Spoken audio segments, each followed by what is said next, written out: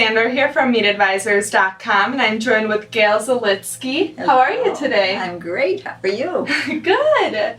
So I want to start off with asking you, who are you and what do you do? Where do you work? All that good stuff. So I am a business coach. I've been one for 15 years. I've had businesses since 1977, several businesses, both in the liquor industry. And I've learned a lot about leadership over the years, and that's what I concentrate my coaching practice on. I'm also a mentor, a teacher, and an entrepreneur. Wow. All that good stuff. All that good stuff, right. So going into the coaching aspect, what are some of the challenges you see small business owners in general having? Well, there's 5 stages of business. Mm-hmm. Most business owners get stuck between the second and third stage. They start out, they're doing great, they know what they're doing, that's existence. Okay. And then they move on to survival, where they're bringing in some money, they're breaking even, life is a little better, maybe they've got an employee or two. That's when I like to coach them. Okay. Is when they're in survival and wanting to move to success. Mm-hmm. Because that's when they can really take off and I can help them scale to the next level. So they get stuck. Yeah. Every stage carries with it different leadership capabilities. And if you can't get beyond the starting a business capability, then you're not going to be able to be a strong leader and grow your business. So how do you help these business owners, get to that next stage? So it's a process. Yes, I can imagine. Yes. It does not happen overnight.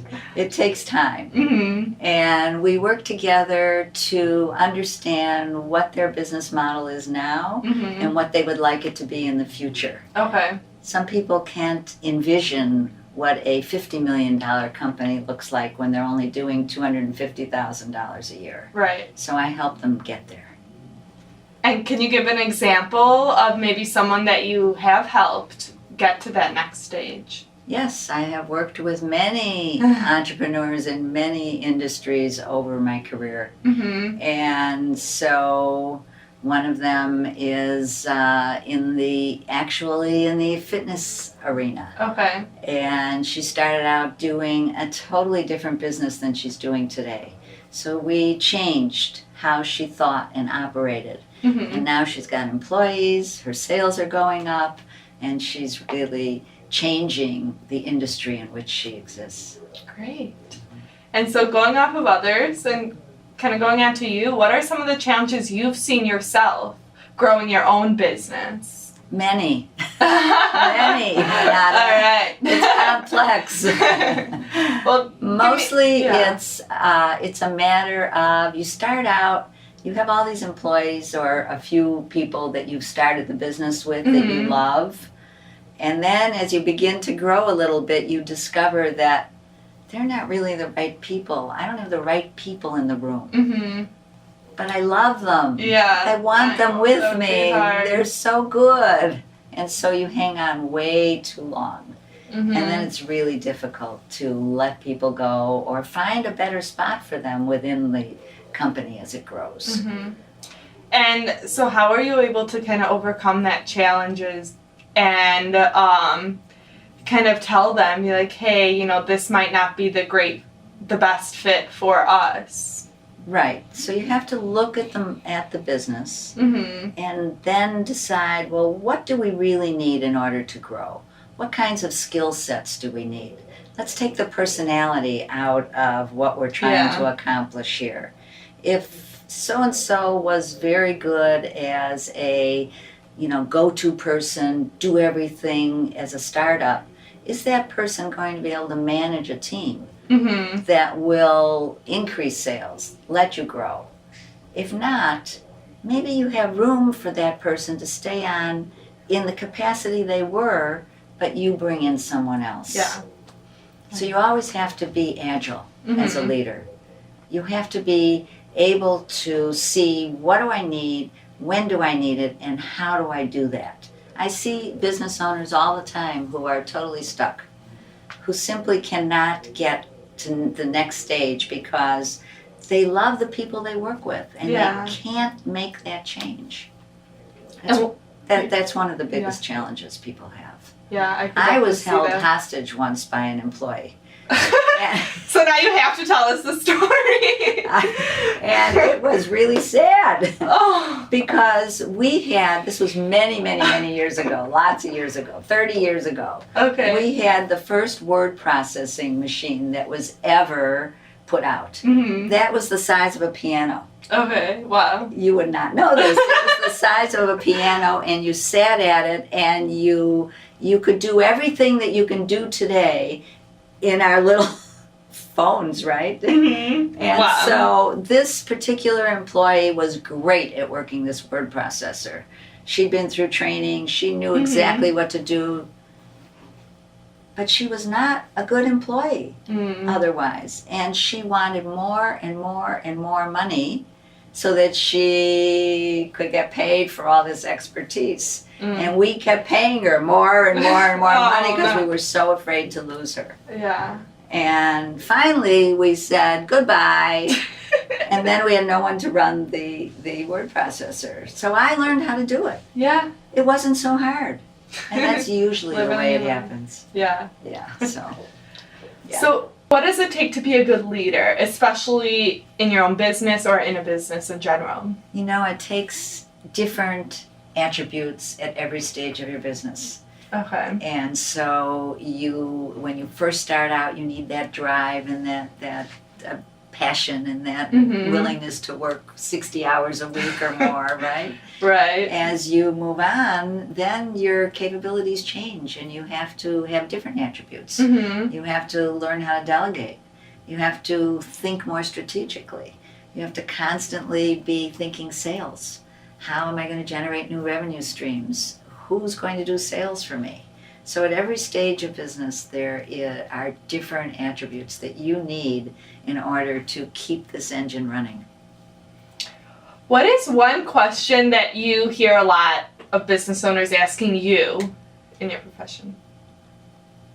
I am in crisis all the time. I don't have enough time. I don't hire the right people. I wrote these 2 books, Learning Leadership and Taming Time, so that people would have a little digest that they could refer to. Yeah. So these are just tools, techniques, and tips that Taming Time, increase your productivity, and Learning Leadership help you become the best boss you can be. Mm-hmm. And this is a performance model which helps you work with the people. Yeah. But first you got to get the right people in the room. Yeah, like you said earlier, especially. Right. I mean, that's so crucial in building a business, is really getting that team, that core team that has the same vision as you and can really help the company grow. Right. Yeah, that's definitely very important. There's a couple of assessments that you can use for that. One is Foresight, F-O-U-R-S-I-G-H-T, Foresight. And you can find it yourselves online, foresightonline.com. Okay. So what that does is it tells you what your propensity for creative problem solving is. Mm-hmm. Are you a clarifier? Are you an ideator? Are you a developer or an implementer? Mm-hmm. I am what is called an integrator. Okay. I'm kind of even all the way across the board. But there are others who have big spikes. Right. So if you have everyone who's a clarifier in the room, you're never going to get anything done. They're just going to want to do research all the time. If you have only implementers in the room, then they're not going to be able to do what it takes in order to develop it fully and get it off the ground. Another one is Strengths Finder. And that we use actually in our office. Do you? Adam Friedman.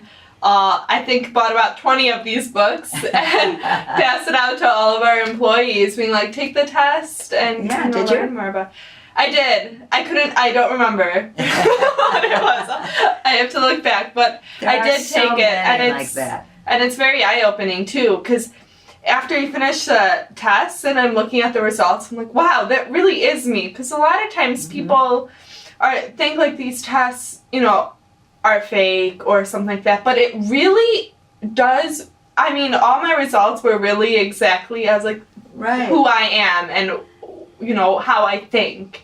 So that was very interesting to And me. what it also does is it helps you understand someone else, who Yeah. they are and how they think. Mm-hmm. So I'm working with a client right now where we're building a team culture, and that they are so excited to understand that that's why this other person acts the way they do, right? Yeah. And it makes everybody work together better. Right. Yeah, definitely. Mm-hmm. So I know you're involved in a lot of other things.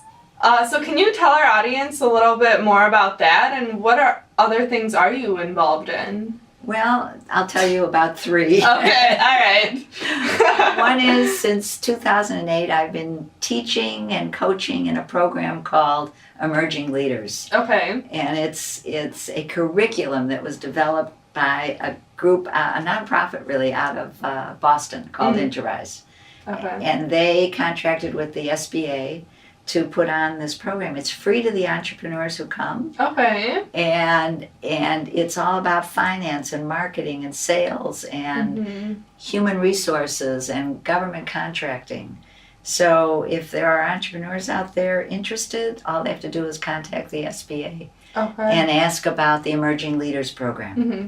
And so now they do have a location in Chicago. They do. All they have right. a great program in Chicago. Okay. And so another thing I do is run a transformation lab. Okay. And that's a group of 6 to 8 entrepreneurs who meet every first and third Tuesday of every month. Okay. And we look at leadership from the inside out Mm-hmm. and help people transform. And I co-facilitate that with George Berlin. Okay. Excuse me. And then I'm going for my master's degree. Wow. Awesome. Where at? Where? DePaul University. Me too. Yay! High five! School of New Learning. Yeah. Are you in School of New Learning? No, I am in public relations and advertising. Okay. So the College of Communication. Yeah, But great. I've taken a couple of great courses with professors from the College of Communications. Yeah, there are definitely some great Right. professors. So my focus area is helping entrepreneurs embrace creativity alongside structure to grow business. Very important. Yes.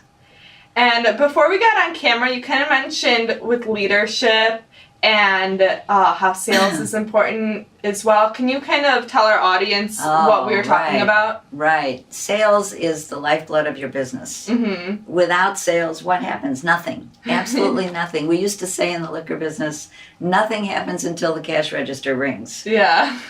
And that's true. So with all the leadership strategies you have, sales has to be foremost among them. Thinking sales all the time from your feet to your head. Yeah. And I love to talk about the thrill of the kill, because if you don't have sales, your business won't thrive. And we only want to work with businesses that thrive. Of course. Yes. Definitely. Yeah. And so, ending our segment, I want to ask you, what is that one piece of advice you would give to our community of business owners on Meet Advisors? Seek advice. Okay. Yes, seek advice. You can't do this alone. Yeah. It takes a village to run a business. And so you need all kinds of advisors, attorneys, accountants, coaches, all kinds of advisors. Ask those questions. Don't be afraid to approach anybody. Ask those questions, get answers, and if you need more help, get it more in depth. But seek answers. Yeah. Yeah, I always used to think I had to do it all myself. Boy, was I wrong. It's not the way to do it. Oh. Yeah. And if people want to know more about you and reach out to you, where can people find you? Maybe what's your website, etc. LinkedIn, Facebook, my website, Twitter, @Gail Zell. Okay. That's how they can find me. All right. So Yes. and you can sign up as an advisor and Meet Advisors, and they could ask you questions. Yay! Sounds good. All right. Thank you, Renata. Thank you so much. For more videos and blogs, please check out meetadvisors.com. Thank you.